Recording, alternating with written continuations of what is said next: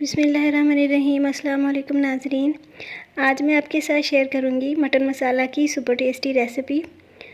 तो उसके लिए पैन में मैंने 2 टेबल स्पून ऑयल ऐड किया है और ऑयल में हम ऐड करेंगे प्याज। तो मैंने 3 मीडियम साइज़ के प्याज ऐड कर दिए हैं जिनको मैंने ग्राइंड कर लिया था। तो प्याज को हमने अच्छे से फ्राई करना है लाइट गोल्डन होने तक। प्याज को मीडियम फ्लेम पे फ्राई करेंगे। फ्राइंग के दौरान प्याज का पानी बिल्कुल ड्राई हो जाएगा। तो कुछ देर फ्राई करने के बाद कलर चेंज हो चुका है, लेकिन इसको थोड़ा सा मज़ीद फ्राई करेंगे। तो अब देखिए प्याज का पानी भी ड्राई हो चुका है और कलर भी लाइट गोल्डन आ गया है। तो हमें इसको इतना ही फ्राई करना था। इसको साइड में रखेंगे और उसके बाद वाला प्रोसेस शुरू करते हैं। तो मैंने एक और पैन ले लिया है। इसमें मैंने ऐड किया है 1/2 कप ऑयल और ऑयल में मैं ऐड करूँगी 2 तेज़पत्ते और उसके बाद 1 टीस्पून ज़ीरा। और इन दोनों चीज़ों को हमने लो फ्लेम पे सिर्फ 1 मिनट के लिए सौते करना है। तो ज़ीरे को ऑयल में सबसे पहले फ्राई करने की वजह से मटन मसाले में बहुत ही अच्छी सी खुशबू और फ्लेवर आता है।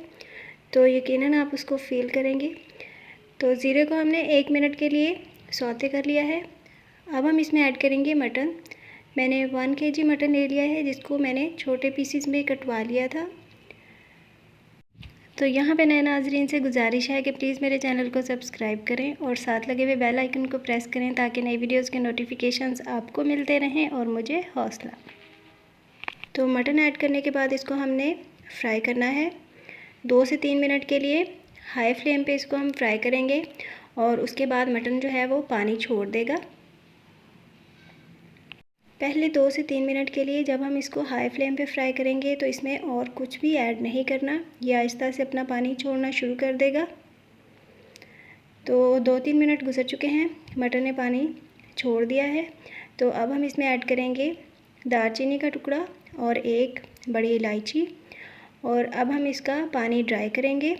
दालचीनी और बड़ी इलायची की वजह से गोश्त के अंदर से स्मेल बिल्कुल ख़त्म हो जाती है, तो इसलिए हम इसको इन दोनों मसालों के साथ ही फ्राई करेंगे। तो 2 से 3 मिनट मज़ीद गोश्त को फ्राई करने के बाद इसका पानी बिल्कुल ड्राई हो चुका है। तो अब हम इसमें दूसरे मसाले ऐड करना शुरू करेंगे। तो सबसे पहले हम ऐड करेंगे पहले से फ्राई किए हुए प्याज। तो प्याज को हमने फ्राई नहीं करना क्योंकि प्याज भी हम फ्राई कर चुके हैं और गोश्त भी फ्राई कर चुके हैं। इनको सिर्फ हमने अच्छे से मिक्स करना है। मटन को पकाते हुए अगर सबसे पहले फ्राई करके इसका पानी ड्राई कर लिया जाए तो इसकी स्मेल बिल्कुल ख़त्म हो जाती है और टेस्ट भी बिल्कुल डिफरेंट और अच्छा बन के तैयार होता है।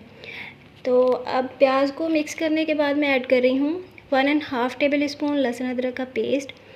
तो इस पेस्ट को हमने 3 से 4 मिनट के लिए मीडियम फ्लेम पे फ्राई करना है क्योंकि इस पेस्ट की जो मखसूस स्मेल होती है उसको ख़त्म करना भी बहुत ज़रूरी है।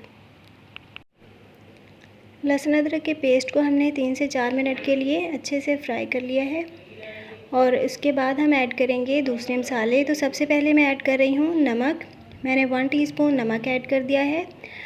आप ये मसाले अपने टेस्ट के अकॉर्डिंग भी ऐड कर सकते हैं। और अब मैंने ऐड किए हैं रेड चिली पाउडर 1 टीस्पून और हाफ़ टी स्पून मैं ऐड कर रही हूँ हल्दी। ये जो मटन मसाला हम तैयार कर रहे हैं इसमें बहुत कम मसाले इस्तेमाल होते हैं, लेकिन ये बहुत मज़ेदार बन के तैयार होता है। तो मसाले ऐड करने के बाद मैंने ऐड की है टमाटर की पेस्ट। तो मैंने 2 टमाटरों को थोड़ा सा पानी डाल के ग्राइंड कर लिया था। तो इसको हम अच्छे से मिक्स करेंगे। टमाटर को हमने बहुत ज़्यादा फ्राई नहीं करना, जैसे ही इनको मिक्स करेंगे तो ये अपना पानी छोड़ देंगे। तो टमाटरों ने अपना पानी छोड़ दिया है। तो अब मैंने इसमें ऐड किया है 1 टीस्पून क्रश किया हुआ धनिया।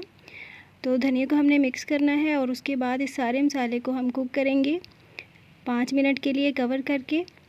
उस दौरान फ्लेम को हमने लो रखना है।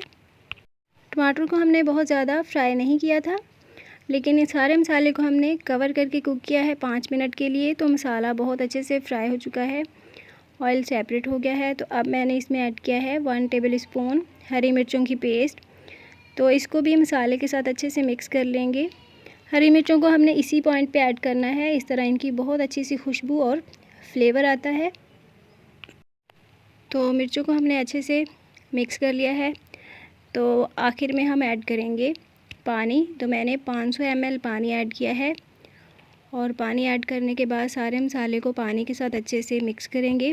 एक दफ़ा अच्छे से चम्मच चला देंगे और उसके बाद हम मटन को कवर करके कुक करेंगे तकरीबन 30 से 35 मिनट के लिए। इस दौरान फ्लेम को हमने लो पे रखना है।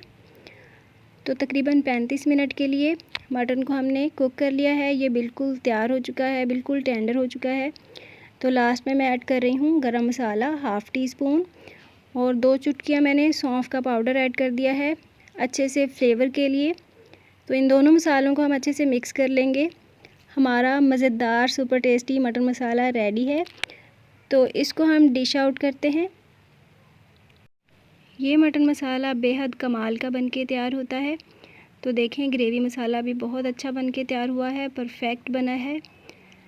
मुझे उम्मीद है आपको रेसिपी पसंद आई होगी, इसलिए ट्राई ज़रूर कीजिएगा और कमेंट सेक्शन में बताइएगा कि कैसी बनके तैयार हुई है। मुझे दीजिए इजाज़त। अल्लाह हाफ़िज़।